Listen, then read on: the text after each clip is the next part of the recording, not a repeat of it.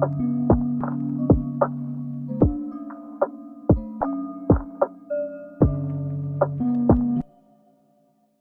everyone and welcome back, and if you're new here, I am Prakriti and today's tutorial is going to be very interesting but tricky at the same time. But if you nail it, you will probably never need a highlighter. So in today's video, I will be showing you how to get a natural glowy look without a highlighter, liquid or powder, or a dewy primer for dry skin. I really love this look because the glow that it gives you is very natural. No glitter, no fake shine, looks like you really have glass skin. So let's get started. The most crucial step is moisturizer, and you need to use a thick moisturizer and apply a generous amount all over your face and neck. Wait for about 2 to 3 minutes, and then if you have texture or pores in certain areas, you need to prime. So for moisturizer, here I've used the Cetaphil Advanced Hydrating Lotion. Make sure you use the primer only if you have texture or pores. I mean, everyone has pores, but yes, if you have prominent pores, then only use a primer. Next, we have another optional step, which is color correcting. If you have problems like hyperpigmentation or dark circles or redness that can't be covered with a concealer, you need to color correct to get an even tone. Sometimes I just feel like I don't want to cover my dark circles, so I don't color correct and leave it to the concealer. But if you are color correcting, make sure you apply the least amount, blend it in, and seal it in place with a sponge. It should be just like a tint or slight hue, not a proper color. So here I am just sealing all the color corrector with my sponge. Next step is foundation, and I'm using the M.A.C Studio Fix Fluid in NC40 today. This gives me the most natural finish, not in the sense of coverage, but texture and how it melts on my skin with time. As the time progresses, it gives me a very natural glow from within that I just love. If you do not want to use this foundation, go for a dewy one. That's another approach to this look, but make sure that you do not use a thick layer of moisturizer if you're using a dewy foundation. Also make sure you do not use a foundation that has got glitter particles inside. Instead, use something that has more dewy kind of finish, something like the LA Girl foundation, and you can play around with different techniques and find what's best for you. For me personally, I like this method a lot. Then you can obviously add a little bit extra where you need, but make sure that you do not overdo it. Don't pack a lot or it will start creasing. In the end, you always want to go in with your makeup sponge to remove brush strokes if there are any, and dab the foundation in for a smooth finish.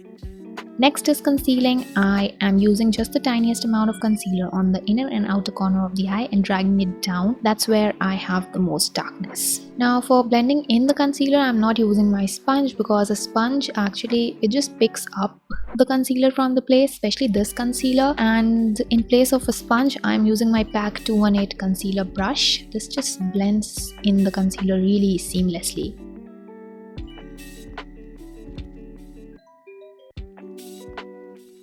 Now comes the powder. I apply a tinted powder only in the areas I want to mattify. If you have dry skin, powdering your whole face isn't a good idea. So I precisely place the powder in the areas that crease or areas that have a lot of pores and leave the rest of the face. So you basically want to target areas that have a lot of texture or areas that crease. For example, under eyes or your smile lines.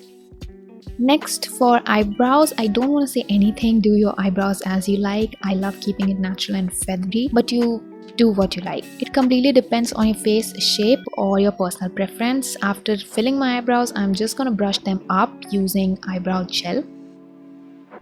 And for eyebrow gel, I'm using the NYX Brow Freak eyebrow gel.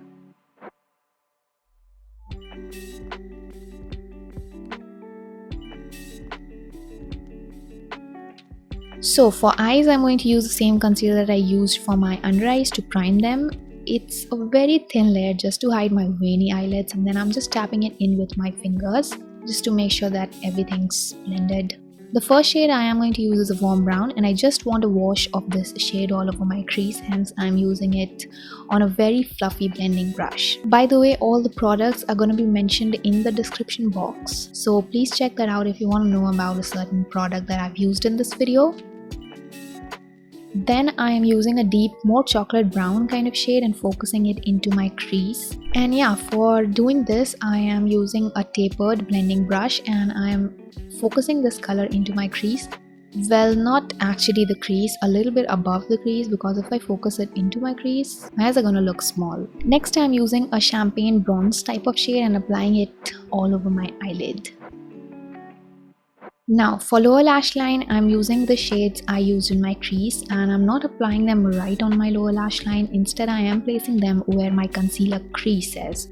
So this accentuates my under eye bags and my eyes look ginormous. If you have round eyes, you have to try this trick and your eyes will look big and beautiful. And this will also help with creasing. So for eyeliner, I wanted to keep it really soft, barely there. So I just used a contour shade with an angled brush and just creating a wing, a really thin wing, and then I'm filling it in with black eyeshadow. If you want, you can use a brown eyeliner and leave it, or if you want, you can just skip the eyeliner. For waterline, I am using a skin colored pencil, another trick to make your eyes look big. Now I'm just curling my eyelashes and applying some mascara. If you want, you can definitely skip it. I mean, I like skipping mascara sometimes, most of the times, but just for the sake of tutorial, I applied some mascara.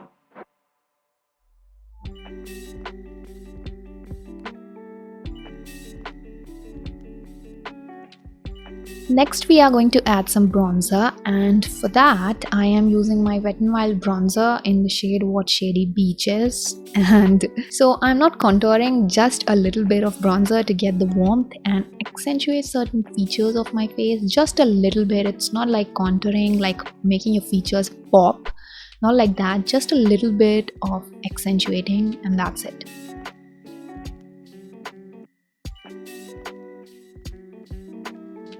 For blush, I am using this eyeshadow from M.A.C. I am placing it on the high points of my cheekbones. That's where I like placing my blush. This way my face looks very lifted. I like placing it on the apples of my cheeks, but most of the times I end up placing it high above. And next, I'm just closing my eyes, well, not literally, but just applying some eyeliner to elongate my eyes. Last will be lipstick, and first a red lip. It looks fabulous with this makeup.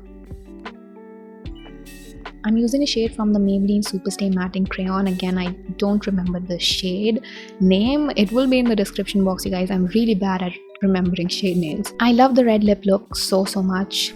It looks classy, bold and fantastic, but if you like more nude lipstick, then you can use a nude, and I'm going to show you that too. Actually, I like both the looks. Let's get to the nude lipstick look. I'm using the M.A.C Glimmer Stick lip liner in mild maroon, and I'm just lining my lips using that. And after this, I am going to use the NY Paint Shakti Creamy Matte Lipstick in the shade called Swing, I guess. Again, I'm not sure. And I'm just filling in my lips. Then you can, if you want, you can use a little bit of extra bronzer to give just a little bit more definition. And that's it. That's your nude lip look. Both the looks are natural, dewy and beautiful, but red one is my favorite. Let me know which one is your favorite. And that's it for the video. Hope you liked it, and if you did, do not forget to give it a thumbs up, subscribe. I'll see you in the next video. Bye.